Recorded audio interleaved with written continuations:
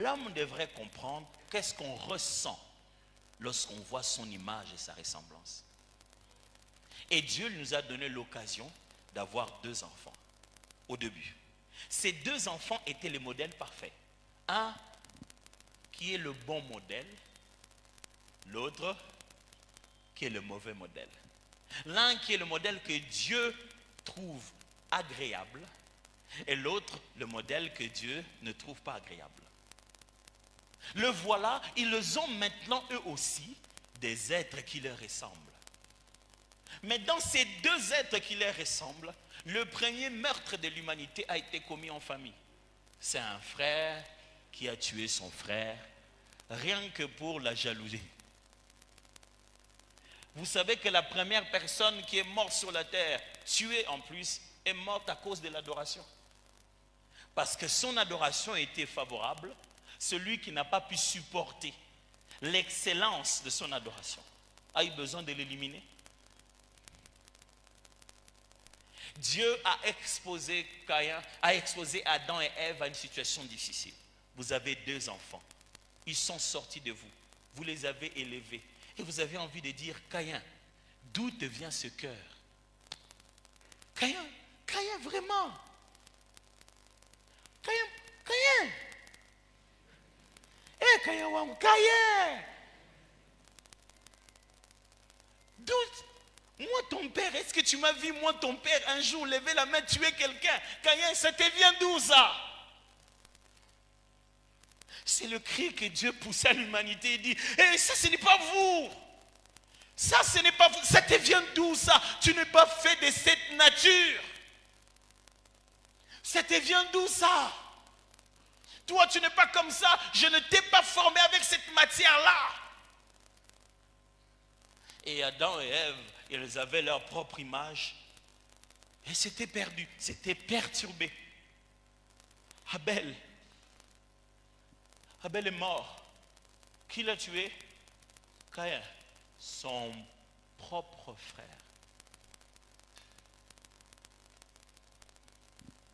C'est pour cette raison, frères et sœurs, nous vivrons toujours dans ce monde. Chaque fois que tu tenteras d'être comme Jésus, les commentaires sur YouTube ne seront pas toujours bons. Chaque fois que tu tenteras d'être à l'image du Père, quelqu'un finira toujours par te tuer. Quand le modèle parfait est venu, pour restaurer l'image authentique, il a vécu au milieu de nous sans rien faire de mal à personne. Il était là en train d'aller de lieu en lieu, guérissant les malades. Mais les gens ont eu une idée géniale, le tuer à la croix de Golgotha. Parce que les autres ne supportent pas l'authenticité. On ne supporte pas de voir quelqu'un qui veut être droit. On dit, qu'est-ce qu'il veut montrer? Ah, toi tu veux montrer que toi tu ne voles jamais. C'est toi le saint ici. Hey, il faut finalement que quelqu'un soit saint.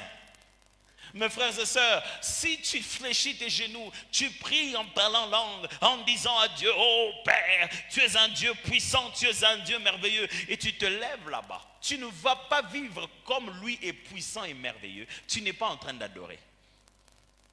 Mais si en sortant là-bas, tu vis l'amour qu'il t'a montré, la puissance qu'il t'a donnée, l'authenticité de ta foi, tu marches selon les normes de Christ, avant de dire un mot, ton silence adore. Il est temps d'adorer, pas de jouer de la musique. Il est temps d'adorer, pas d'impressionner les hommes. Il est temps d'adorer. Écoutez, un adorateur fonctionne à 100% à tout moment. Paul le dit ceci, que tu manges, que tu boives, que tout ce que tu sois en train de faire, manger mon frère, manger. Boire mon frère, boire. Il dit tout ça, ce soit pour la gloire de Dieu. Un adorateur n'a pas de temps mort de l'adoration. Qu'il dorme, qu'il mange, qu'il marche. Tout ce qu'il fait est exclusivement adoration. Quand tu causes avec lui, il adore. Quand il écrit sur WhatsApp, il adore. Quand il laisse un commentaire sur Facebook, il adore. Mais vous voulez qu'on cherche vos commentaires sur Facebook? Non, Dieu n'est pas dans Facebook. Ça, c'est entre nous.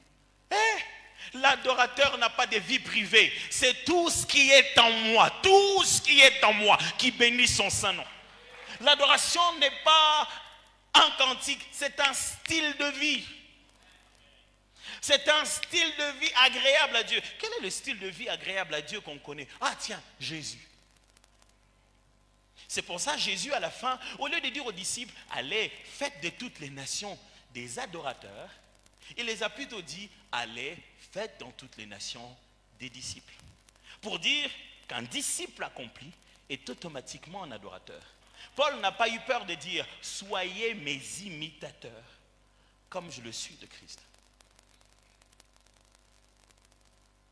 Alors, mes frères et sœurs, comprenez que la crise actuelle n'est pas une crise d'inspiration de belles chansons à chanter. C'est une crise d'identité. Si les commerçants vont dans la présence de Dieu en quête d'un cantique à vendre, ils vont trouver des cantiques à vendre. Mais quand les amis entrent, les enfants vivent dans la maison du Père, ils vous chanteront les chansons de leur maison. Pas les cantiques à vendre. La crise que nous avons aujourd'hui, ce n'est pas la crise de la recherche d'onction. Oh, les gens, non. Combien de gens ne tombent-ils pas? C'est la crise de l'identité authentique. De celui qui est devant, derrière, à gauche, à droite, en présentiel, en ligne, qui est toujours le même adorateur. J'ai une question à te poser. Qui est-ce que tu es devenu?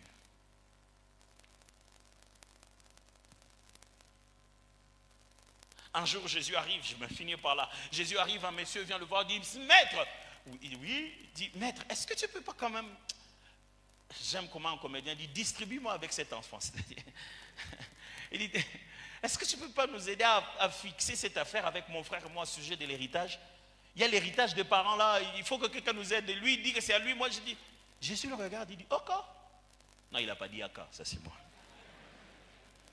Il dit, qui m'a mis juge dans vos problèmes?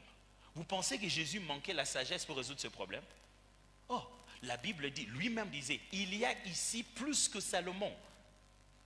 Ce n'était pas un petit cas comme ça qui manquerait de sagesse, mais il dit, je ne suis pas venu pour ça. Écoutez-moi mes frères, si vous ne savez pas qui vous êtes, le monde fera de vous quelqu'un d'autre et ils vous refuseront de changer pour rentrer à ce que vous étiez. I have to repeat that. Dans ce monde dans lequel nous sommes, les gens nous collent des étiquettes. Les gens savent, même les gens des femmes qu'il faut épouser. Il dit, ah, il est mon amour qui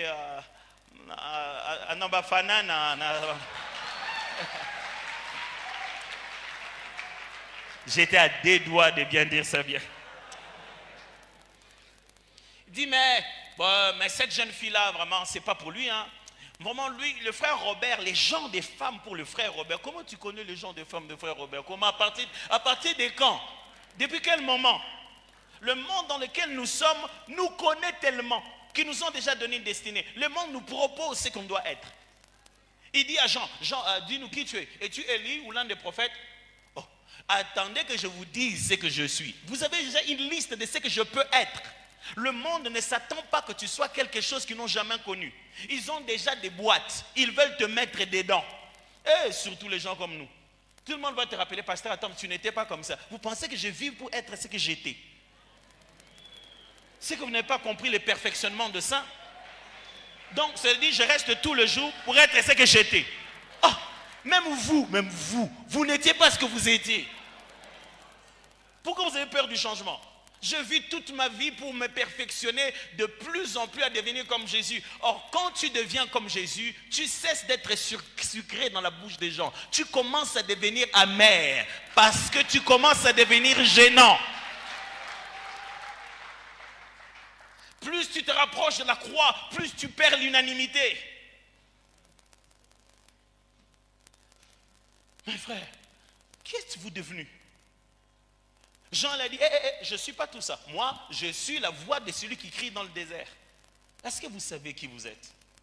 Parce que quand je vous rencontre au cours de route, vous ressemblez à un coach là qu'on montre sur Facebook. Les choix de vos habits, vous ne vous habillez même pas avec vos convictions intérieures. Vous vous habillez avec ce que vous voyez seulement là dehors. Vous êtes devenu qui? Non, pasteur, je suis comme ça. Moi, j'ai beaucoup de blessures. Les gens m'ont beaucoup blessé dans la vie. Vraiment, toute votre destinée va être totalement tordue à cause d'un fiancé qui, à la dernière minute, a épousé une autre personne. C'est comme ça que tu es devenu. Tu ne sais même plus prendre soin de toi-même, pasteur. J'étais vraiment choqué. J'étais vraiment choqué. Quand tu me vois comme ça, j'étais belle. Mais regarde, les soucis m'ont rendu comme ça. Arrête ça, arrête ça. Oh. C'est quoi cette affaire?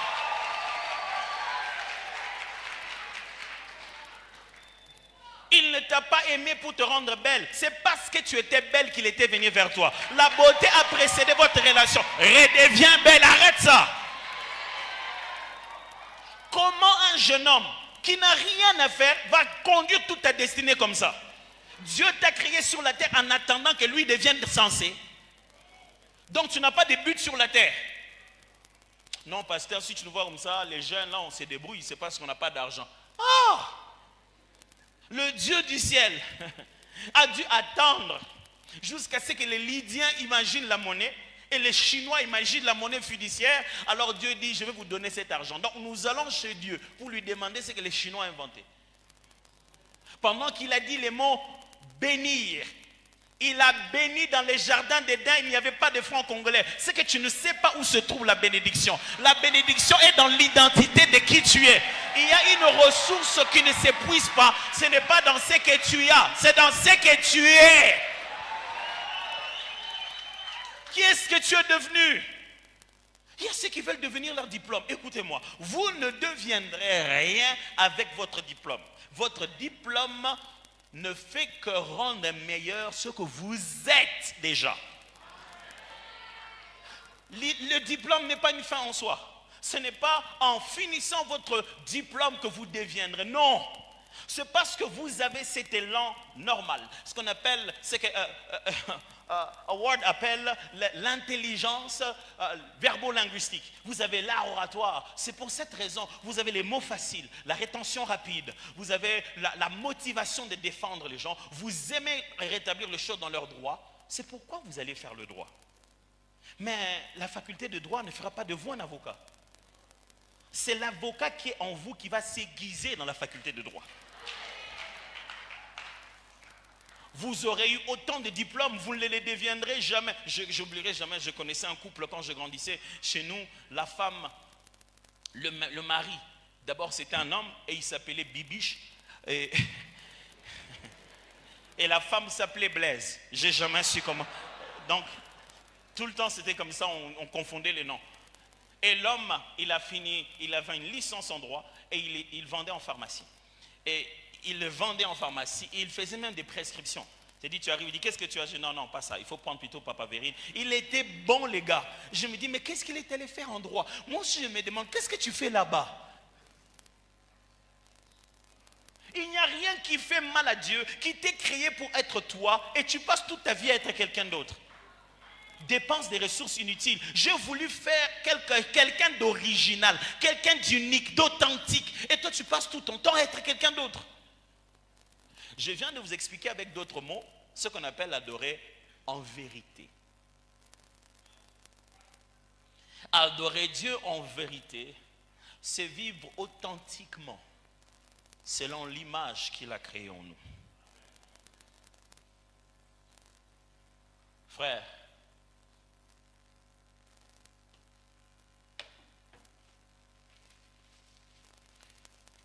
qu'est-ce qui se passe en vous? Êtes-vous tellement en train de tourner autour d'un même péché que le diable vous rappelle tout le temps, ah vraiment toi, toi tu es devenu un chien qui dit au lion qui est son fils, vous n'êtes pas de la même nature. Qu'est-ce que vous êtes devenu? Êtes-vous tellement en train de souffrir en vous-même en vous disant, si vraiment j'étais comme Dieu, ma vie ne serait pas comme ça? Je sais parce que le diable ne cesse pas de vous rappeler au fond de vous-même.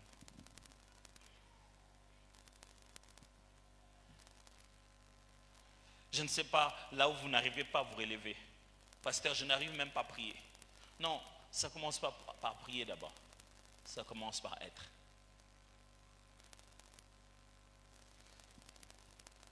Pasteur, j'ai tellement souffert. J'ai tellement souffert. Je sais. Mais si tu oublies qui tu es, tu ne sauras même pas prier. Parce que pour prier, tu dois prier par rapport à qui tu es. Écoutez comment Jésus priait, dit, Père, je te rends grâce de ce que tu m'exauces toujours. J'ai prié juste pour à cause de... Il savait qui il était. Le diable se bat tout le jour avec toi pour que tu oublies ton identité. Ne te définis pas par une voiture qui a été inventée il n'y a pas longtemps. Ne te définis pas par une tenue que des gens sont juste en train de mettre en avant pour vendre. Ne te définis pas par un téléphone, une marque que tu n'as pas. Et tu oses t'appeler pauvre parce que tu n'as pas une marque de téléphone. Pourquoi tu te définis par ça? Si tu veux commencer à te définir, commence d'abord par le souffle de vie qui est en toi. Parce que ça, tu as reçu l'esprit de la nature de Dieu, à son image et à sa ressemblance. Sachez-le bien, même un chien vivant vaut plus qu'un lion mort. Tant que vous avez ça, ce souffle de vie, et que vous ouvrez les yeux, vous êtes prêt à fonctionner comme Dieu, et tout peut arriver à n'importe quel moment, à n'importe quel instant dans votre vie. Je ne sais pas jusqu'où le diable a criblé votre cœur, mais ce soir, j'aimerais vous dire, vous n'êtes pas ce qu'ils vous disent. Vous n'êtes pas ce que ça donne l'impression. Vous êtes ce que lui, il a dit que vous êtes. Et au moment opportun, il le dira aussi aux hommes. Voici celui-ci, mon fils bien-aimé, en qui j'ai placé toute mon affection.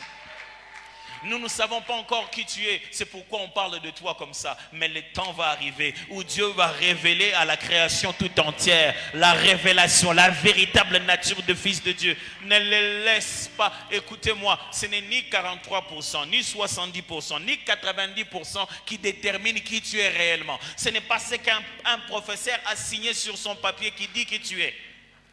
Vous connaissez tous l'histoire d'Albert Einstein. Vous connaissez tous la cote que son prof lui avait donnée. Écoutez-moi, ce que vous avez en vous, ce n'est pas ce qu'il y a dans le papier du prof.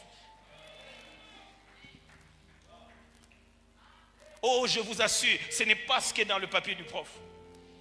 Il y a des gens qui sont juste mauvais. Ils ne sont pas mauvais, ils sont au mauvais endroit.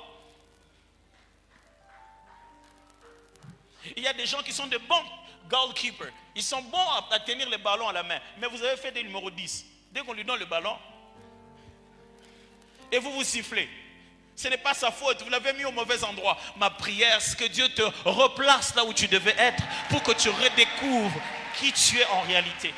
Je prie ce soir que les blessures de ton cœur qui ont commencé à te donner une image de ce que tu n'étais pas puissent complètement partir. Jésus est mort à la croix pour que tu te voies tel que Dieu te voit en réalité. En réalité, tu n'es pas ni Kabanga, ni Musungai, ni qui que ce soit. En réalité, tu t'appelles enfant de Dieu, un sacerdoce royal, un peuple saint, ressuscité avec Christ, racheté par le précieux sang du Sauveur, digne de la mort d'un roi à Golgotha. Un Dieu est descendu sur terre pour mourir pour toi.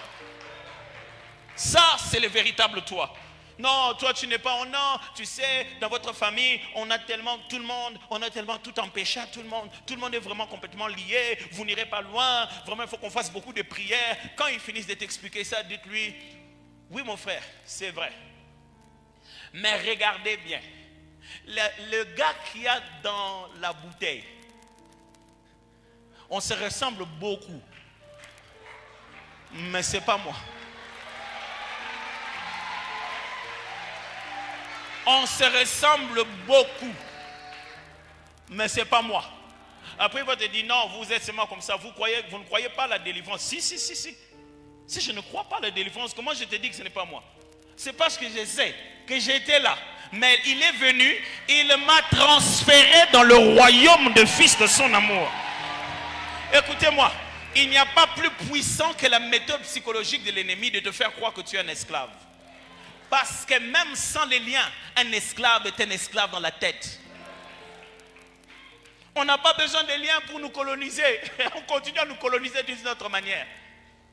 Quand vous rencontrez un esclave, il est dehors, mais il a la mauvaise attitude. C'est dans sa tête. Et aujourd'hui, le diable n'a plus rien. Il n'a personne. Mais il les a dans la tête. Il les dit, ah, tu sais, regarde, tu as dit que tu étais délivré, regarde. Ça s'est encore fait. C'est que tu n'es pas délivré.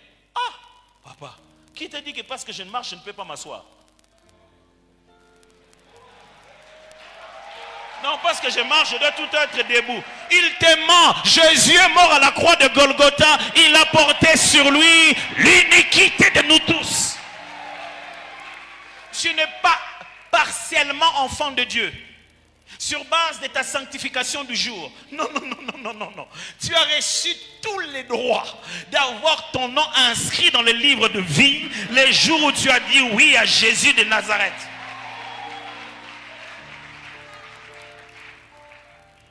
Jésus est mort parce que c'était les liens de famille en tout cas. Et il était lié parce que dans toute sa famille, en plus on dit son sang crie plus celui d'Abel. Donc c'est un lien qu'il a poursuivi, qu'il devait toujours mourir. Écoutez-moi, ce n'est pas parce que tu as Jésus que tu ne souffrirais pas. Non, la souffrance fait partie de la formule qui bâtit en nous l'identité divine. Écoutez-moi, il faut que l'on souffre. C'est une façon, ça fait partie... Mon frère, si on a mis les sels, ça a un but. Et s'il faut peaufiner en nous la nature de Dieu dans ce corps, il faut que ce corps souffre. C'est pourquoi on le fait gêner. Le processus de la souffrance du corps améliore la manifestation de la divinité. Et quelquefois, Dieu dans son dessein, il te met des processus, des cadres que toi tu vas appeler souffrance, que lui il appelle école, raffinerie, transformation. Ce n'est pas parce que tu es enfant de Dieu que tu dois commencer à avoir des milliards dans les poches. Non, la loi du travail existe. Il faut travailler. Et tu vas valoriser ce que tu vas avoir. Je ne sais pas là où tu te trouves maintenant, mais que l'ennemi ne te mente pas. Tout ce que Dieu attend de toi d'abord, c'est vivre comme Jésus. Tel qu'il est, tel que tu dois être, en parole, en pensée. Dis-toi, est-ce que Jésus ferait ça? Jésus, je vais être comme toi. Jésus, je vais vivre la même vie que toi. Peut-être que je vais laisser une question, mais je veux juste qu'on puisse prier pendant un moment pour rendre juste grâce à Dieu pour ce qu'il a fait pour nous. Juste ce que Dieu a fait pour nous.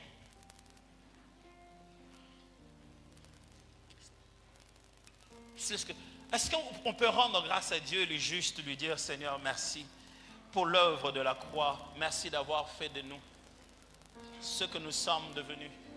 Nous sommes devenus des parfums qui chantent, de parfums qui dansent, de parfums mélodies. Nous le sommes devenus. Mon frère, la beauté de l'école d'adoration, c'est qu'on enseigne et on pratique et on vit en profondeur ce que Dieu nous a donné de vivre. Commence à bénir Dieu pour la mort de Jésus à la croix, pour le fait que si tu sois devenu enfant de Dieu. Mon frère, si tu ne sais pas apprécier l'œuvre de la croix, tu vas devenir juste un amoureux des démons. Ce n'est pas le moment de louer le voleur, c'est le moment de glorifier le Sauveur. Je te bénis, Jésus, d'avoir fait de moi ce précieux parfum. Un parfum pour toi, un parfum qui chante, un parfum qui danse, un parfum qui glorifie ton nom. C'est ce genre de personne que je suis devenu ce soir. Ce parfum de bonne odeur.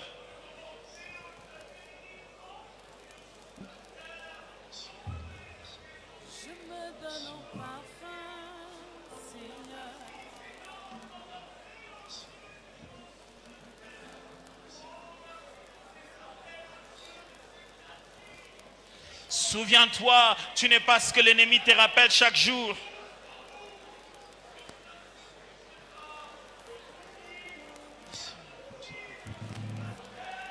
Souviens-toi, tu n'es pas tout ce qu'il te rappelle chaque matin. Tu n'es pas ce que les hommes te proposent d'être. Tu es à son image et à sa ressemblance.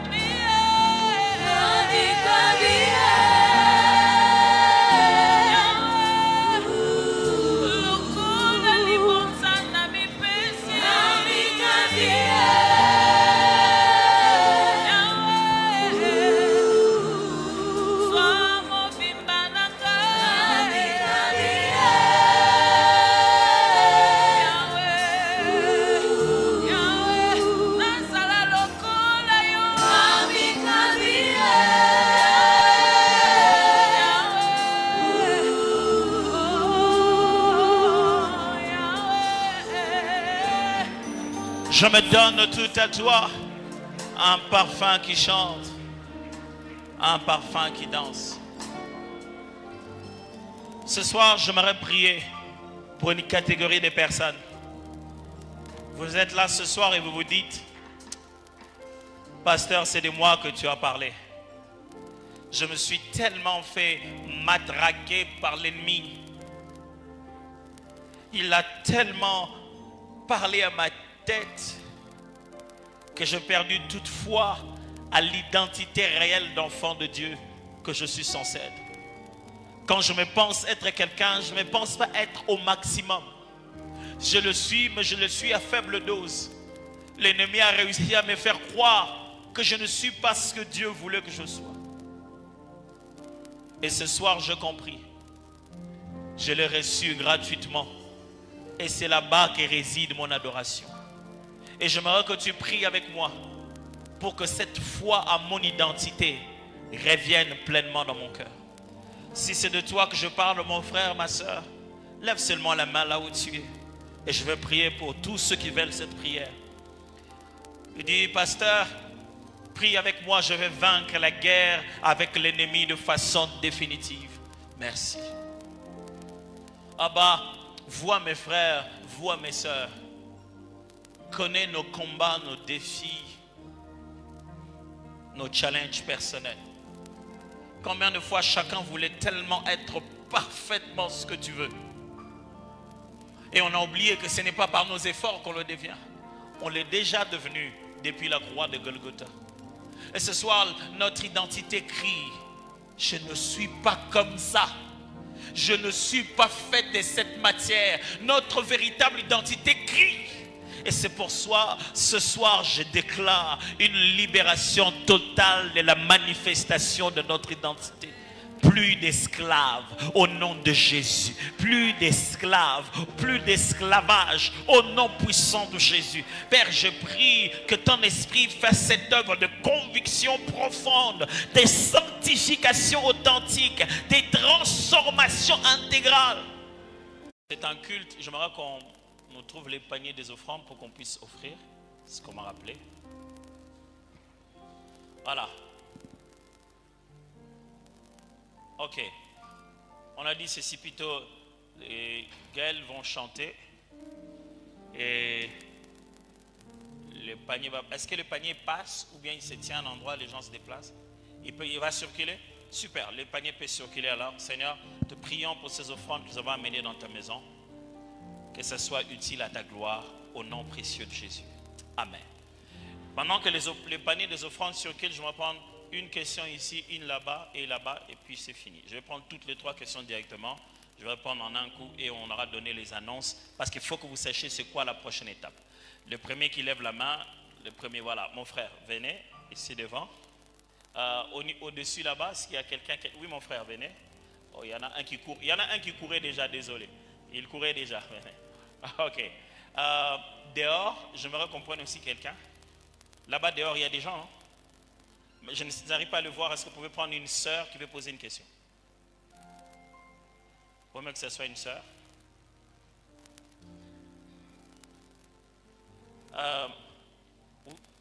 Où est l'autre frère qui descendait? Si on a trouvé la sœur, elle peut entrer, mon frère, allez-y, posez la question. Nous continuons à donner nos offrandes. Les paniers qui viennent vers vous, ce n'est pas pour passer aux voisins, c'est pour mettre l'offrande et envoyer chez les voisins. Allez-y. Merci pour cette opportunité. Je dirais, c'est un plaisir. Ma question, j'avais une préoccupation suite à l'enseignement. Je dirais, vous êtes l'une des personnes que je suis beaucoup les enseignements. sur plusieurs Ok. plateformes. Eh bien, on attend vraiment la question. La question. Vas-y, s'il te Vous plaît. m'excuserez. Alors, c'est quoi le problème? Ma question repose sur un fait, sur le fait que on a la connaissance. Parce que la plupart des choses que vous venez de dire ici, ce n'est pas tout à fait nouveau. Ce sont des choses, des fois, qu'on connaît déjà. Et des fois, qu'on nous enseigne plusieurs fois. Mais ce que j'aimerais savoir, et que vous puissiez nous expliquer, pasteur, c'est que maintenant, qu'est-ce qui fait à ce que, quoique l'homme ait la connaissance de ce à quoi il est, ou de l'objectif, ou de ce à quoi il est appelé à faire, mais l'homme n'arrive toujours pas à faire ce qu'il faut, quoiqu'il y ait la connaissance. Merci, c'est ça ma question. Je comprends, malgré la connaissance, comment on n'arrive pas à faire ce qu'on sait. Merci. Donnez à la sœur d'abord, par galanterie, s'il vous plaît. Oui, allez-y. Bonjour, pasteur. Bonjour, est-ce que tu peux monter ton micro, s'il te plaît? Plus proche, voilà. Ok, mon nom est Lucie Tuité. Ma question est de savoir comment faire pour se libérer des chaînes qui nous obligent à être loin de Dieu. Ok. Parce que malgré qu'on connaît la parole, malgré qu'on lit la Bible, malgré qu'on va à l'église, il arrive des fois qu'on n'arrive pas à sortir d'un certain cadre de vie qui nous empêche de s'approcher de Dieu. Merci. Ta question est applaudie, ça veut dire que c'est la question de plusieurs. Oui, on prend, frère, oui. Bonsoir, docteur. Oui. Mais tu sais, Lucie, c'est ça? Comment on s'appelle déjà? Lucie? Oui, vous pouvez aller vous rasseoir, ou peut-être là, quelque part, pour que vous ne restiez pas debout. Ouais, oui, vous aussi. Allez-y. Une question. Voilà, docteur, vous avez dit que, j'ai aimé ce que vous avez dit, Dieu a créé l'homme pour que ce dernier puisse l'adorer. Et j'ai lu ça dans beaucoup d'ouvrages, seulement dans ces ouvrages, on n'a pas justifié cela.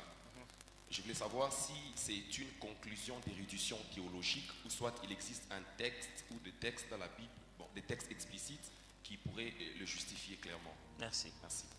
Oui, Bonsoir docteur, bonsoir. moi c'est le frère Gloire Makonga. Je voulais demander un éclaircissement par rapport, ou bien une interprétation par rapport au livre de Jean 4, 23 qui nous parle d'adorer Dieu en esprit et en vérité. Par rapport à cela, qu'est-ce qu'on peut retenir de manière brève par rapport à cela? Ok, merci beaucoup. Alors, je réponds rapidement à la question de Jean 4, 23, 24, adorer en esprit, en vérité. C'est pour cette raison qu'on a toute une école d'adoration. Si tu me demandes de t'expliquer tout ça là en 2 minutes, ça va être quand même un peu assez long. Je m'évite souvent de faire le résumé du résumé du résumé. Après, les gens retiennent tellement peu et ils croient que c'est tout. Mais ce que je peux dire simplement, que tu dois savoir que la démarche de Jésus était de démontrer à la femme samaritaine que l'adoration n'était pas un lieu. Parce que la femme disait, ils avaient les débats, est-ce qu'il faut aller adorer Dieu sur cette montagne, à Mont Garizim, ou bien à Jérusalem? Et Jésus lui dit, ce n'est ni ici ni à Jérusalem qu'il faut adorer le Père. Il dit, Dieu est esprit. Il faut que ceux qui l'adorent, l'adorent en esprit, en vérité. Il voulait d'abord connecter l'adoration à la personne de Dieu et non à un endroit. Alors on devra adorer Dieu en esprit, qui veut dire que dans la véritable nature de qui nous sommes. Il y a plusieurs façons d'expliquer ça dans la Bible. Ça parle de naître de nouveau, d'être conduit par le Saint-Esprit, de le faire par l'homme intérieur, qui est notre esprit. Et on devait l'adorer en vérité, comme je vous explique ici, en étant ce qu'on est censé être, en vivant dans la vérité de la foi chrétienne, en exprimant la vérité comme un style de vie, un mode de vie, comme une armure de la foi. Donc, c'est juste une façon de dire simplement que c'est une relation qui se passe à l'intérieur et qui s'exprime dans notre vécu. On doit le faire en esprit, qui est la nature de Dieu, et en vérité, qui est l'authenticité de l'adoration. Y a-t-il un texte biblique pour justifier directement que la raison de la création de l'homme, c'est l'adoration? Devons-nous chercher un texte biblique qui dit Dieu a créé l'homme pour l'adorer? Vous ne trouverez pas non plus un autre texte biblique qui vous dira Dieu a créé l'homme pour. Le pour, c'est garder les jardins d'Éden. Vous trouverez des textes qui vont parler du travail que l'être humain devait faire dans le jardin d'Éden, comme service exécuté. Mais lorsque vous faites vous avez utilisé vous-même les termes, la déduction théologique, la progression de la révélation du concept de l'adoration, vous vous rendez compte que c'est ça le but principal, le but premier. L'originel était ça. C'est pour cette raison, fondamentale. Et vous vous rendez compte que vous allez commencer à retrouver dans l'ombre ce que vous voyez dans la destinée finale de l'humanité. La destinée finale de l'humanité, de l'Église et de l'humanité, ça sera mental de Dieu. Le but de Dieu, c'était toujours l'adoration. Non pas seulement comme le culte des parfums que l'on brûlait, mais avec une intention finale à travers la révélation de la personne de Christ et tout ce que je viens de vous enseigner maintenant. En montrant chaque fois qu'il s'agit d'un temple qui se trouve dans le lieu céleste. Il dit à Moïse, tu vas construire le temple selon que je t'ai montré ici. Hébreu dit, un tabernacle qui n'a pas été traversé par les mains d'hommes. Et vous retrouvez que Jésus en parle dans Jean en disant qu'il est lui le temple qu'on devait détruire et que Paul va confirmer en disant que nos corps sont le temple du Saint-Esprit. Tous les éléments théologiques montrent que la finalité, le but et même l'intention principale de Dieu, c'est de créer un être qui lui ressemble, avec qui il est dans une relation permanente. C'est cette relation qu'on appelle l'adoration. Parce que l'adoration n'est pas ce qu'on fait, mais c'est ce que l'on est. C'est une relation qu'on établit. La question de... le visage me rappellerait la question. Oui, la question qu'on a acclamée. Elle va à peu près de pair avec l'autre question que le frère a demandé. Pourquoi malgré tout ce que l'homme sait, il n'arrive pas toujours à faire ce qui est bien? Pourquoi malgré tout malgré l'amour qu'on a de Dieu, de fois il nous arrive de se retrouver à faire quelque chose qu'on n'aimerait pas?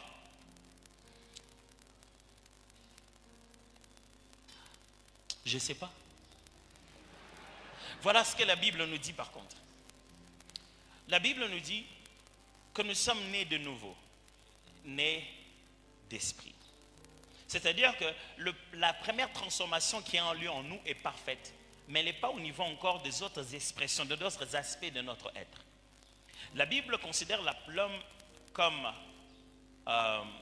bipartite d'état et tripartite de fonctionnement. C'est-à-dire que l'homme est fait de deux en tant qu'état, de trois en tant que fonctionnement. Il est fait deux, c'est-à-dire qu'il est homme extérieur et homme intérieur. La Bible utilise plus l'aider de l'homme intérieur et donc par déduction l'homme extérieur. C'est-à-dire l'aspect intérieur de l'homme qui est invisible et l'aspect extérieur qui est les gestes qu'il pose. Et la Bible montre que dans son fonctionnement, l'homme est tripartite. Comme Paul en parle dans Thessaloniciens, on est esprit, âme et corps. Et lorsque Jésus-Christ vient nous apporter le salut va d'abord toucher notre homme intérieur. Celui qui est directement en connexion avec Dieu. Le salut, c'est une réconciliation. Nous qui étions morts, il nous a ramenés à la vie. Okay? Lorsque nous étions encore pécheurs, Christ est mort pour nous. À ce moment-là, notre homme intérieur est reconnecté à Dieu. C'est pourquoi nous sommes nés de nouveau, mais nés de l'esprit. À partir de ce moment, la parole de l'esprit de l'homme devient capable de percevoir la parole de Dieu, qui est, je vais utiliser un terme médical, le médicament qui va permettre de réactiver la nature de Dieu au niveau de l'âme et du corps. Maintenant, on reçoit dans l'esprit pour commencer à exprimer dans l'âme et dans le corps et manifester la pleine nature de Dieu.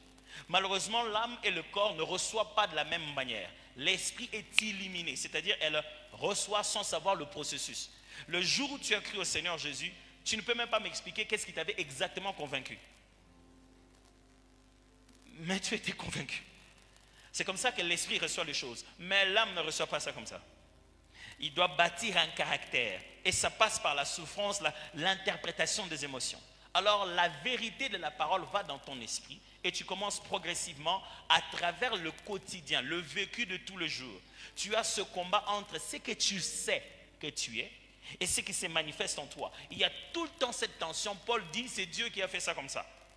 Pour qu'on soit jamais tout à l'aise. Il y a la tension de ce qu'on veut et ce qu'on ne veut pas. C'est ce combat-là qui te permet petit à petit à asseoir ce que la Bible appelle le fruit de l'esprit.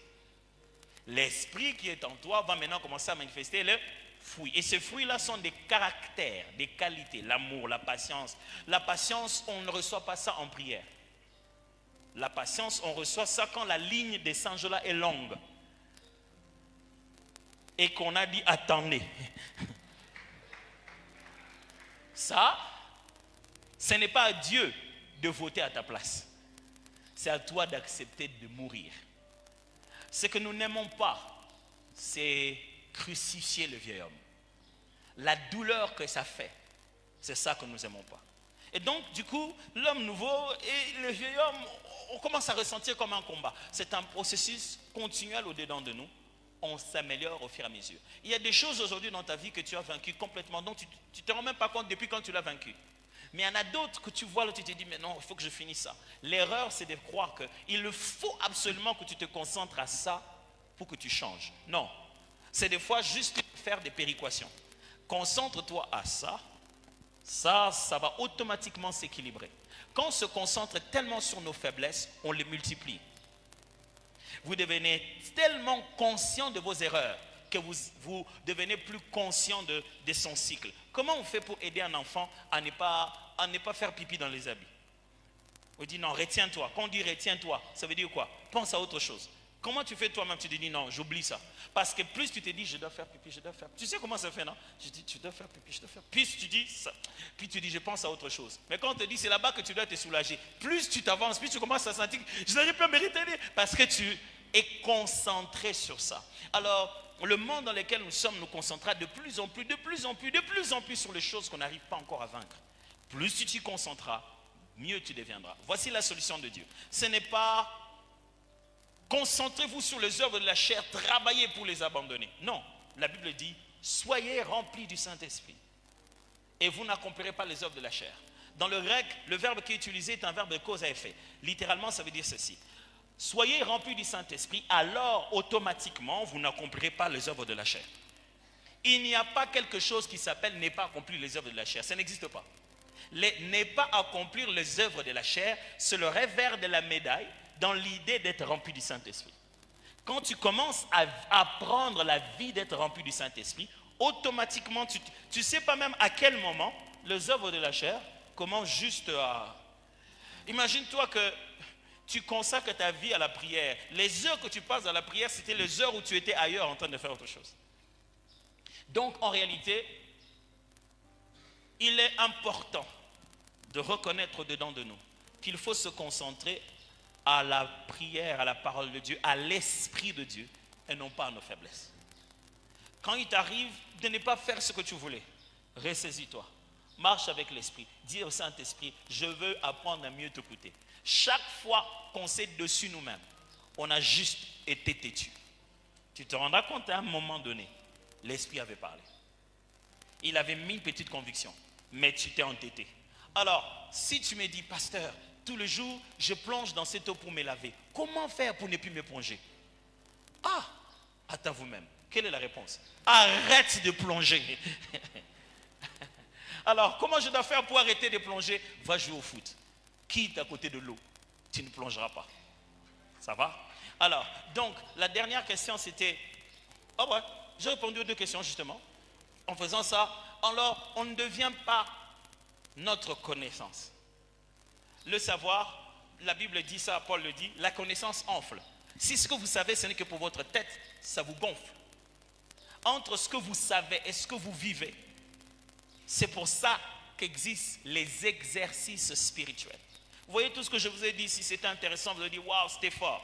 Mais si après, vous n'y pensez pas, si ce soir, vous ne mettez pas ça comme un sujet de prière, le petit moment où on a prié en chantant, si ça ne devient pas quelque chose pour lequel vous cultivez un style de vie, si vous n'enfoncez pas ça dans la prière, si vous ne mettez pas ça dans le jeûne, si vous ne mettez pas ça dans un temps de prière la nuit, si vous ne vous concentrez pas à ça, ça n'ira pas jusqu'à la racine.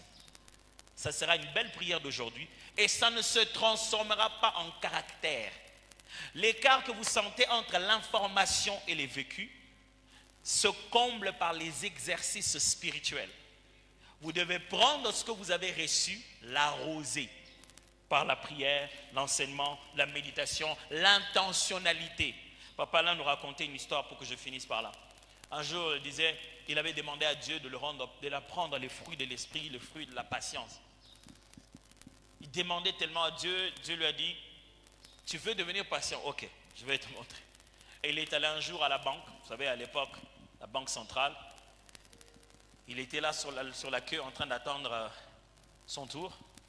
Et puis il y a une dame qui a dit, vraiment, est-ce que vous pouvez m'excuser, est-ce que je peux entrer juste devant? Je suis vraiment pressé. Oui, allez-y, allez-y.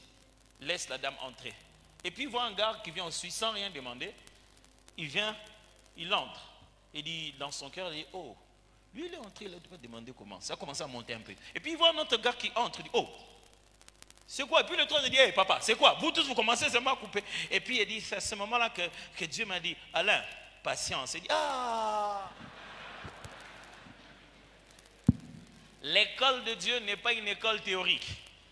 Si Dieu veut t'apprendre la patience, tu auras mal. Et l'écart qu'il y a entre ce qu'on sait et ce que l'on vit se comble par les exercices spirituels que l'on fait pour intentionnellement arroser ce qu'on a reçu dans notre esprit. Je dis, je vous remercie. Je donne la parole pour les annonces.